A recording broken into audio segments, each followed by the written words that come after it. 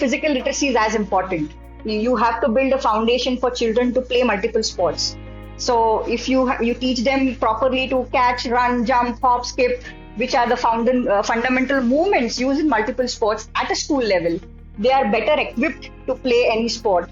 And this has to be integrated with education.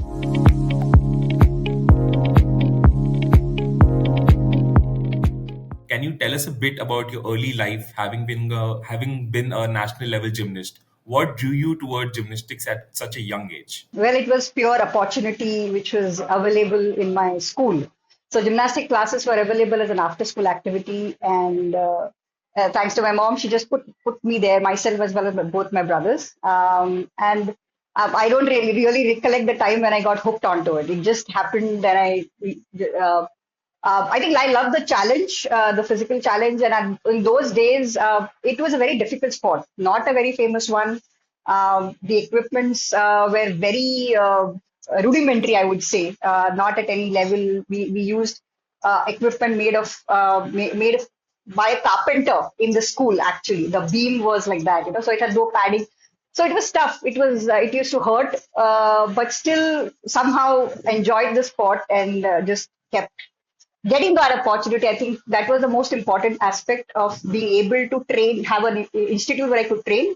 And then I could transition to another institute which had more equipment and could provide the next level of competitive level training for me. Sure. Gymnastics is called the mother of all games. What I do, or what I have learned, is the artistic gymnastic discipline, which again I would say is the mother of all other disciplines. There are many now. There's rhythmic, there's trampoline, acrobatic. Now parkour has been added to it. But these have come up recently. At that time, it was only artistic gymnastics. For girls, we had 4 apparatus which we had to work on: the floor, the balance beam, the vaulting table, and the uneven bars. Boys had 6 others, which were 2 were using the whole body, but the other 4 were primarily on hands. So pommel, Roman rings, horizontal bar, and parallel bars were all on using the body's, arm strength. So it was there was a lot that you had to really work on and develop skills on. And that's why if you have done gymnastics in the early age, you really develop all the physical abilities.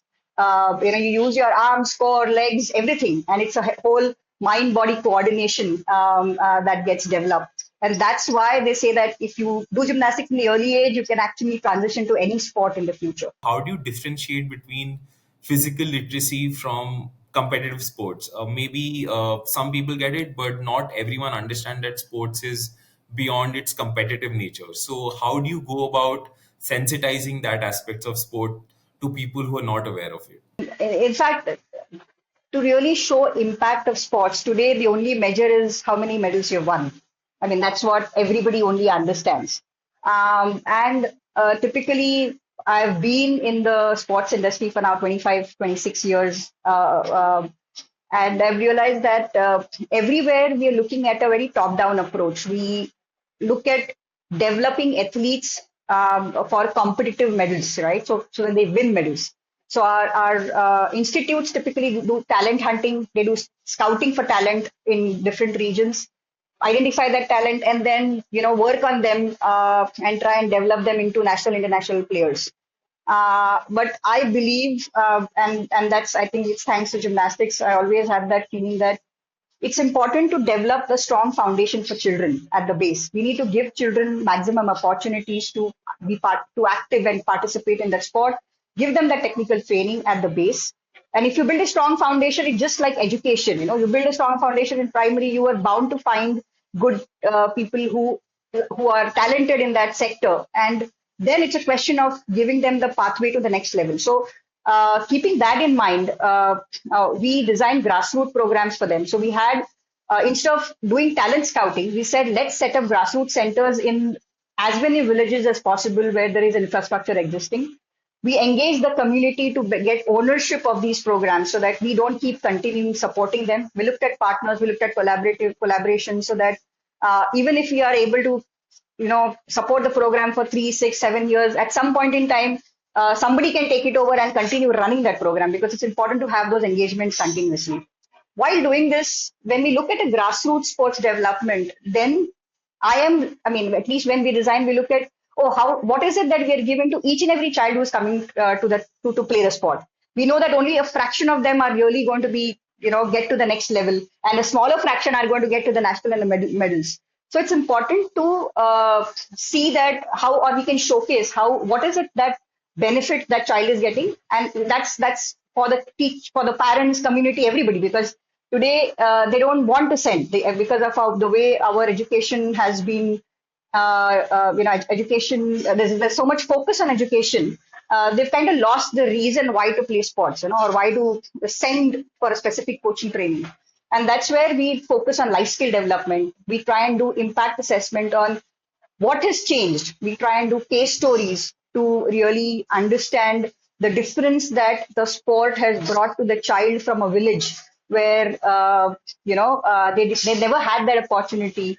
How it is, I mean, and you can see some of the ways it has really developed the confidence. I think confidence is one of the most uh, uh, ability, I would say, or that factor which has changed a lot. I mean, I could see it in my own eyes over a period of 3-4 years. I've met children when I joined, and then we've run the program. In another 2-3 years, I've met them again, and the way that they look at you, the way they shake their hands, the way they approach you, very simple things, but from a tribal child who has come from very difficult backgrounds where even they might not be even getting proper food 2 meals a day. For them, it is a huge change where they say that, oh, I can do something. That feeling that we can give it to them, that the abilities that you have can make a difference, and you have the power in you to make that change. And when they have seen their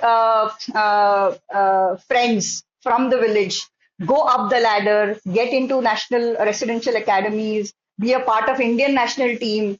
Now that outlook is very different. Now parents understand, oh, this can make a huge difference for my child. So they are more willing to be a part of the program. They send their children, they send their girls for training because of the success that we've got there. So I think the impact of the sports program on the community that it has, where we create this awareness basis, the changes that they see in the children, the discipline, as we say, the confidence that it builds in, the critical thinking, the way they think, even the impact on education, because we ensure that we always make sure that the children are told the importance of continuing the education even when they are participating or competing at state national levels. You have to do, education is important. So all of those aspects, I think, have really made a difference in the way or the impact they impacted the community as a whole. And unfortunately, we don't have a standardized way of measuring it, but case stories, impact videos, or third-party assessments where we bring out these stories and feedback from this different stakeholders is the only way of seeing the impact there. Yeah, I'm sorry, but I think that physical literacy bit I did not. So I'll just add on to that bit. So when we're looking at grassroots development, the focus not just is on sports skill development, but on the life skill part. Uh, this is happening with the community and physical literacy. I would say, just as your foundational literacy, numeracy, which is a focus today in schools, we were saying that physical literacy is as important. You have to build a foundation for children to play multiple sports. So if you teach them properly to catch, run, jump, hop, skip, which are the fundamental movements used in multiple sports at a school level, they are better equipped to play any sport. And this has to be integrated with education. And that's why we focus on physical literacy programs as an in-school education program along with FLN.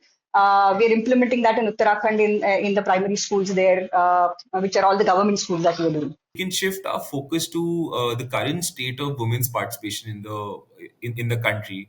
What are your opinions on it, and what are the ways where we can see sports being used as a tool for female empowerment? I would say all the players today, you name them, PV Sindhu, Sania Mirza, Sania Nehwal, Duti Chand, all of them have made a huge difference in the way sports is perceived in the country.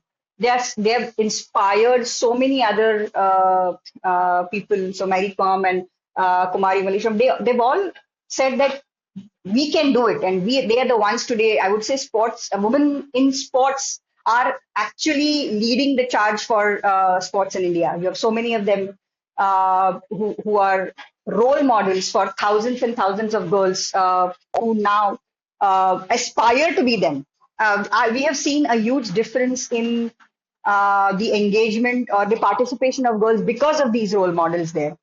So it's improving, it's increasing, but yes, we still have a long, long way to go. I think the scope or the opportunities uh, are are still less, I would say. I mean, there, if you look at the participation levels, it's still less than the boys, and we're working hard to ensure it is at par, if not more. For that, yes, there's more that needs to be done on the awareness, on speaking to the parents, making them understand, talking to them, giving a safe space for the for our girls to participate in or train in, so that they are comfortable and we are able to provide a pathway for them. What are your future goals for the sports program at Tata Trusts? We've designed and implemented statewide programs in Jharkhand, hockey in Jharkhand, Odisha, football in the Northeast, and badminton in Mizoram. We've got success in a very short period because of the way we have focused on grassroots and the focus on processes, getting the right kind of technical partners there. So using all of these learnings, I would love to definitely want to take it to different regions and scale it, because I believe that if India wants to be a sporting nation, we are all aspiring to we're talking about 2036, hosting the 2036 Olympics here. Um, uh, the most important question we all have to ask is who is going to participate in those Olympics? What is India's number going to be there? How many of Indians are going to be there?